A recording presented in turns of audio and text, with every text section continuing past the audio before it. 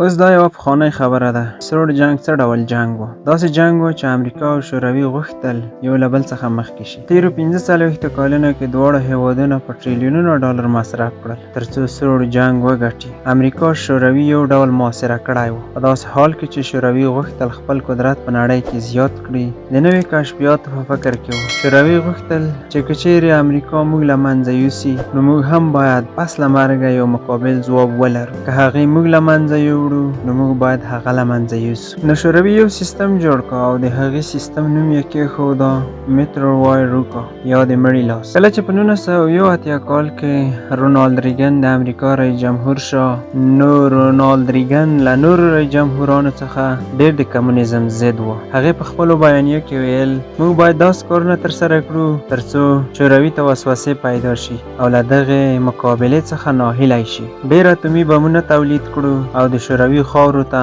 نږدې نظامي تمرینات پیل کړو. په 1983 کال کې رونالد ریګن د ستارو پروژه پیل کړه. په دغه پروژه کې امریکا کولای شوی هغه بالستیک توغندي چې له روسیې څخه توغول کیږي، د ځمکې له جوف څخه خارجېږي او د ځمکې له جوف له خارېدو څخه وروسته امریکا وکولای شي دغه توغندي له منځه یوسي. کله چې شوروي د امریکا له دغې نقشې څخه خبر شو، نو شوروي ډېر زیات ورخطا شو او په دغه فکر کې شو چې څه ډول خپل ځان ته نجات ورکړي. شوروي له ځان سره فکر وکړ چې موږ هم باید د مړي لاس پروژه پیل کړو، یعنی که چیرې امریکا موږ له منځه یوسي او یو د مړي لاس راشي او زموږ د اتومي توغندیو د پیر کېدو بټنه ووهي.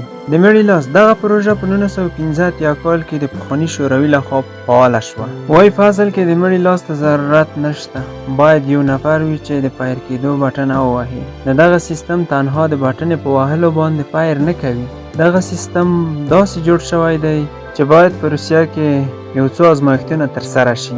د هوا فشار وکتل شي، رادیو اکتیو شعاع وکتل شي، تودوخې درجه، د انسانانو ترمنځ ارتباطات، په ځمکه کې زلزلې وکتل شي. که چیرې په روسیه کې د هوا فشار لوړ شوی وي، رادیو اکتیو شعاع زیاتې شوي وي، تودوخې درجه هم لوړه شوې وي، د انسانانو ترمنځ ارتباطات کم شوي وي او په ځمکه کې زلزلې هم رامنځته شوي وي، نو دغه سیستم پوهیږي چې په روسیه باندې اتومي حمله شوې ده. دا هغه لیست دی چې ټولې اتومي اډو ته ورکول شوی دی. اول سیستم صبر کوي چې له مرکز څخه د حملې امر صادر شي. که چیرې د حملې امر صادر نشو، نو سیستم پوهیږي چې ټول کسان وژل شوي دي، نو په اتومات ډول دغه سیستم فعالیږي. دغه سیستم نه فعالیږي که چیرې فعال شي، نو هغه اتومي توغندي چې په روسیه کې موجود دي په هغه نقطو باندې چې په نښه شوي دي توغول کیږي.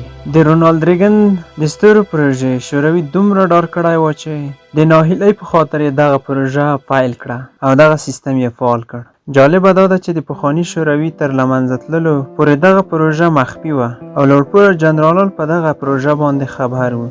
د شوروي واکمنان له دغې خبرې څخه ډارېدل چې خلک او پوځ خبر نشي چې شوروي د امریکا په مقابل کې ضعیفه دی. کله چې د برلین دیوال له منځه لاړه، نو د دروغو تیوريګانې هم زیاتې شوې. هره ورځ یوه نوې کیسه جوړېدله. له هغې څخه د دغې سیستم داستان و. نو ویل کېدل چې د شوروي دغه سیستم نن یا سبا فعالیږي او نړۍ به له منځه لاړه شي. جالبه خو دا وه چې دغه سیستم تر اوسه پورې محرمانه و، ولې د خلکو په منځ کې دغه خبره خپره شوې وه. بعضې د دروغو کیسې چې په هغه وخت کې جوړېدلې رښتیا وې، ځکه چې دغه سیستم په واقعیت کې موجود و. دا خبره تیره شوه. په 2009 کال کې د روسیې رئیس جمهور پوتین رسما اعلان وکړ چې دغه سیستم فعال دی او تر اوسه هم کار کوي. له هغې وخت وروسته کله چې له پوتین څخه د دغې سیستم په اړه پوښتل کیږي، ځان یوه خوا او بلې خوا ته تیروي او تیر باسي. بعضې خلک دا فکر کوي چې دغه سیستم د دروغو دی او پوتین دا خبره د دې په خاطر کړې ده چې ورباندې حمله ونه شي. دې سیستم ته د قیامت ماشین هم ویل کیږي، ځکه چې کله فعال شي نو ټوله ځمکه به له منځه یوسي. دا خبره یو ډول د منلو وړ هم ده، ځکه چې په نړۍ کې تر ټولو زیات اتومي بمونه په روسیه کې موجود دي او په اوسني وخت کې په روسیه کې له 7000 څخه تر 7500 پورې اتومي بمونه موجود دي. ډالري یاراني هغه څوک دی چې اوس په استرالیا کې اوسېږي او په دغه سیستم باندې کار کړی دی. هغه وایي دغه سیستم هغه وخت فعالیږي چې د روسیې ټوله خاوره له منځه تللې وي او اتومي حملې ورباندې شوې وي، یعنی نوره هیله نه وي موجوده.